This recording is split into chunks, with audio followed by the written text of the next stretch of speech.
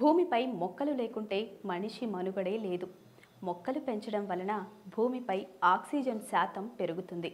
Oxygen శాతం పెరిగితే మనిషి స్వచ్ఛమైన గాలిని పీల్చుకోగలుగుతాడు.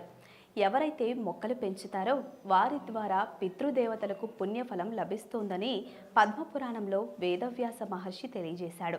మొక్కలు నాటి వాటిని పెంచి పోషిస్తూ ఉండడం అంటే పిల్లలను పెంచి పోషించడంతో సమానం.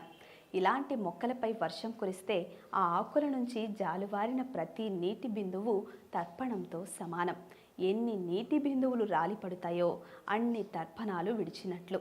మొక్కలు పెంచిన వ్యక్తి మరణించిన తరువాత ఎక్కడ ఉన్నా తిరిగి జన్మించినా ఆ పుణ్యఫలం అతడిని చేరుతుంది. సనాతన ధర్మాన్ని అనుసరించి సుఖ దుఃఖాలకు కారణం పుణ్యపాపాలే. ఒక వ్యక్తి సుఖంగా ఉండాలన్నా, జీవితంలో అభివృద్ధి చెందాలన్నా పూర్వజన్మలో పుణ్యకర్మలు చేసుకుని ఉండాలని అంటారు. అందుకే పుట్టిన పిల్లల చేత మొక్కలు నాటించి నీరు పోయిస్తే ఆ పుణ్యం వారి జీవితంలో అభివృద్ధి సాధ్యమవుతుందని అంటారు. పుట్టినరోజు ప్రత్యేకమైన పర్వదినాల్లో పిల్లల చేత తప్పకుండా మొక్కలు నాటించండి.